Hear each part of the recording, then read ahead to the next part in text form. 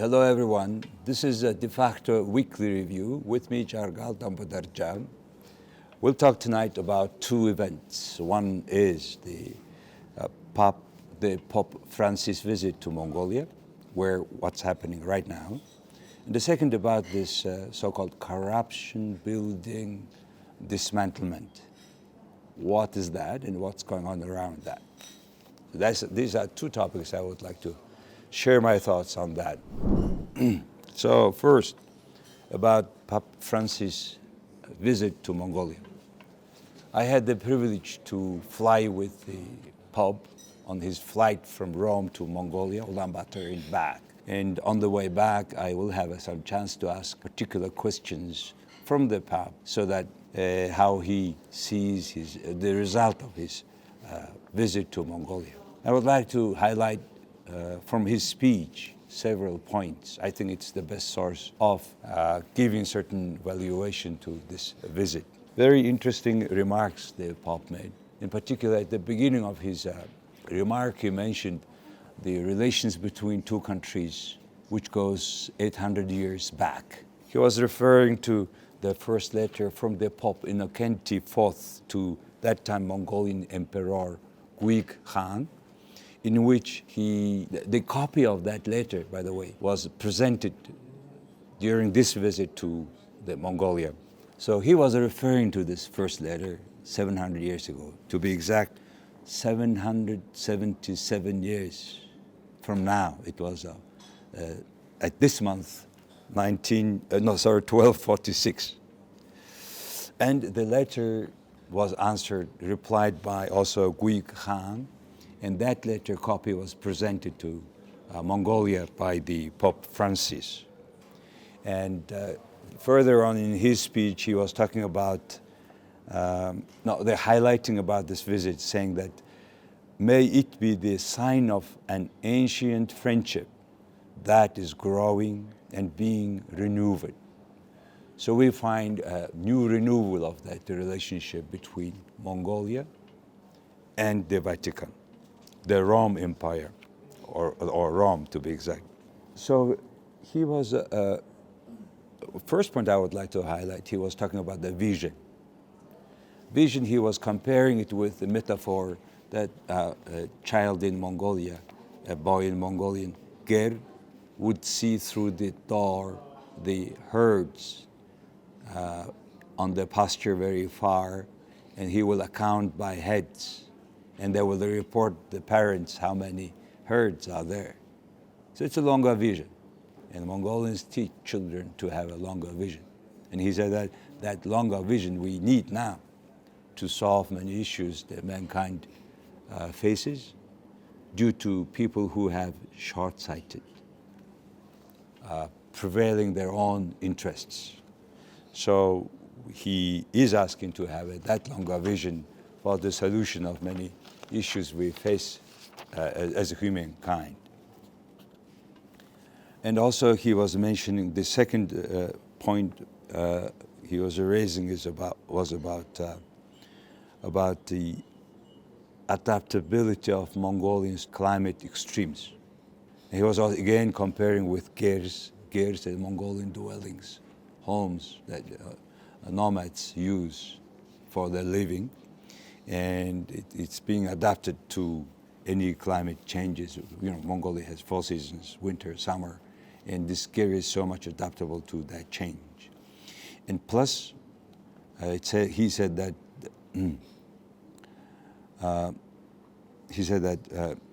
remarkable ability of your ancestors to acknowledge the outstanding qualities of the peoples present in its immense territory, and to put those qualities at the service of a common development. And this model should be valued and repurposed in our own day, he said. Interesting. The qualities of people to be a priority in management of the issues we have today. Also, he was recalling Mongolian proverb, which says, the clouds pass away, but the sky remains. May the dark clouds of war will be dispelled, swept away by their firm desire for a universal fraternity, wherein tensions are resolved through encounter and dialogue, and the fundamental rights of all people are guaranteed. I think with these sentences, he had addressed the issues of war happening today, unfortunately, and the war solutions are meetings and dialogues. That's, I think, another point he had delivered to the world from Mongolia. And the third point was about the religious freedom. In fact, 800 years ago and since, Mongolia was respecting religious freedom. At the capital city of Mongolian Empire, Harhorin, they were all representatives of all the religions, mosques, temples, churches, all together. Some 14 of them, according to the notes made by Karpini, who was the representative of the first Pope, Innocenti IV. So because this religious freedom, which is nurturing friendship, he said, main point, and we should grow on that freedom of religions. And he had also mentioned the challenges in Mongolia we face. He was talking about corruption. The corruption, which is a fruit of a utilitarian and unscrupulous mentality that has impoverished whole countries. So it's a great definition of the challenge also we have in Mongolia we face. So these major remarks made the importance of this visit, and he was also highlighting the role of Mongolian Catholics. In the quantity, they are very few, but in the quality, they are big in terms of impacting the way Mongolia is developing, the way Mongolia is addressing poverty, food issues, etc. And he was bringing brilliant cases of individuals who were playing the key roles in establishing and developing Catholicism in Catholic Church in Mongolia. And Catholic Church in Mongolia has also this round shape like ger, in which the windows are at the top in Mongolian gers. So he was also saying that let's hope together. The motto chosen for this journey, he said, it is hoping together. It expresses quite well the innate potential of the journey we are making together in a spirit of mutual respect and cooperation in pursuit of the common good. That was he appealed. The other thing at the end, he was bringing one poet words which says, "Be like the sky." In these words, a famous poet encouraged us to raise above the transience of earthly events and imitate the breath of spirit symbolized by the immense clear blue sky that we contemplate in Mongolia. So that's, I think, the best way of explaining to you about his visit to Mongolia. And we have in Mongolia now over 150 journalists from 30 countries, and over 50 media outlets. It's the largest in our history.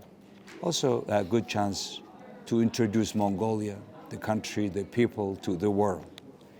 And the most importantly, 30 years ago, official relationship, diplomatic relationships were established with Vatican in Mongolia. And it was initiative by also Mongolians, Italians, ordinary people, and also our diplomats. And I would like to highlight my friend Aldo Coglioni from Trieste, who was almost 40 years our honorary consul to Italy, and who was playing key role in the establishment of diplomatic relations between Vatican and Mongolia. But today the visit, if I may conclude with my remark, that if this diplomatic relations 30 years ago was between the states, this particular visit this time of Pope Francis is establishing the most friendly human relations between 3.4 Mongolians and 1.4 billion. 3.4 million Mongolians and 1.4 billion Catholics all around the world. In that sense, the people's relations coming to that grassroots levels. I think this is the essence, and this is the whole concept of this trip. Welcome to Mongolia. The second topic of de facto review for this week is about a particular case of decision of the state, Ulaanbaatar City Authority, namely City Horal, to dismantle one 24-floor building, which is almost 70% finished. It's not only one building, there are three of them. And there is already 100 billion tugrik invested. 70% of this money are borrowed from the banks, so banks are involved, and 500 future residents already invested into this house.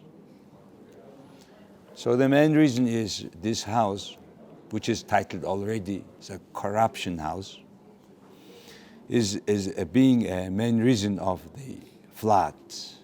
Happened 2 times this summer in Ulaanbaatar city. But actually the water was not coming because this apartments, residence constructions, which kind of on the bank of the river, close even on the basin of the river. It's not only this house, this apartments block, but there are many apartments blocks sitting like this in Ulaanbaatar city. So now Ulaanbaatar city is going to dismantle the building. So now issue comes, who is the final decision maker? I have gone through some other countries' similar experiences. The recommendation, the best is it should be done by the resolution of the court, not any administration.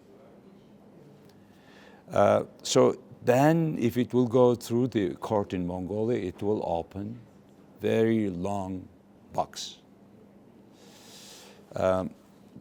Because it will take years, and meanwhile whether it will be a danger for residents causing another flood or something, it's another issue.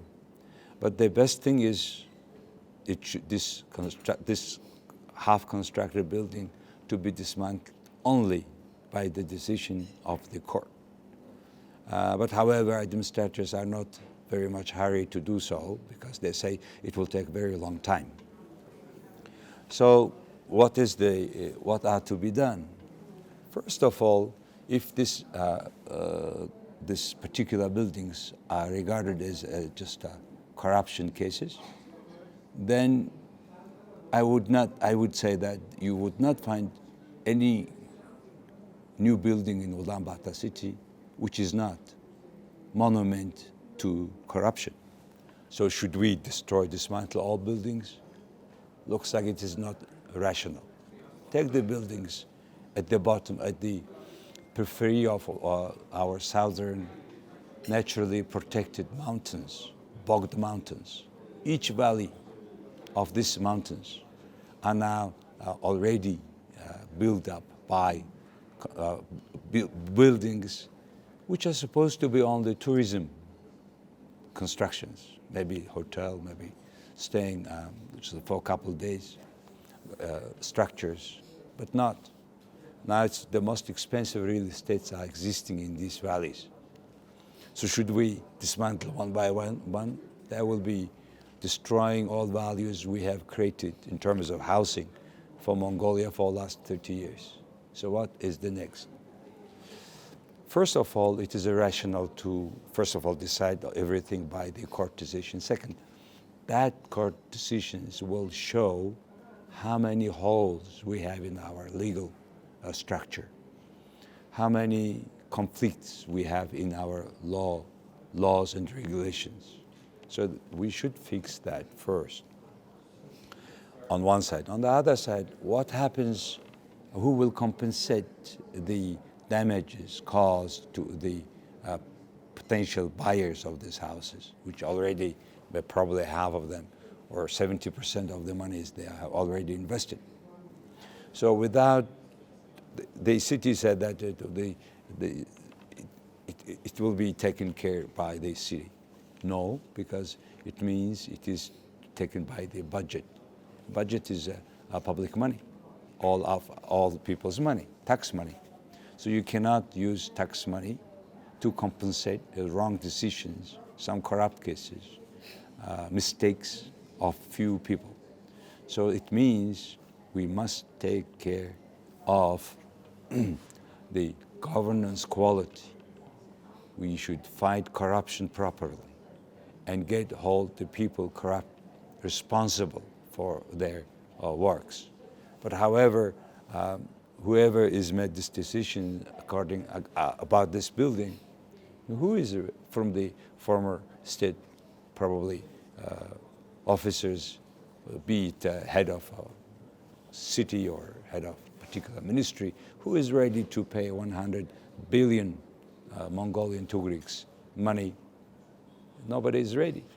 So it looks like most probably, according to our laws, this person or these people may have only administrative penalties, which does not qualify this kind of amount of money. So it is an issue, not easy. It is not easy by any standard for any country. That's why the first solution is to be made by the court, whether dismantle or not this building. Any case, every related parties to this building are now in a big problem, and even now buyers are to be responsible for making their choice.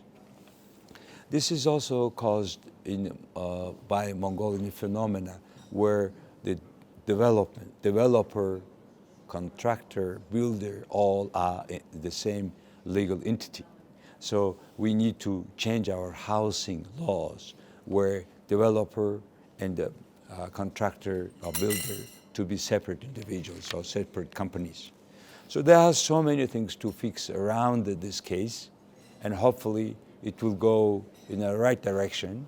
But the right direction should start from the court decisions, and the society, Ulaanbaatar residents, must be involved in these discussions so that the other people are not find themselves in such similar situation.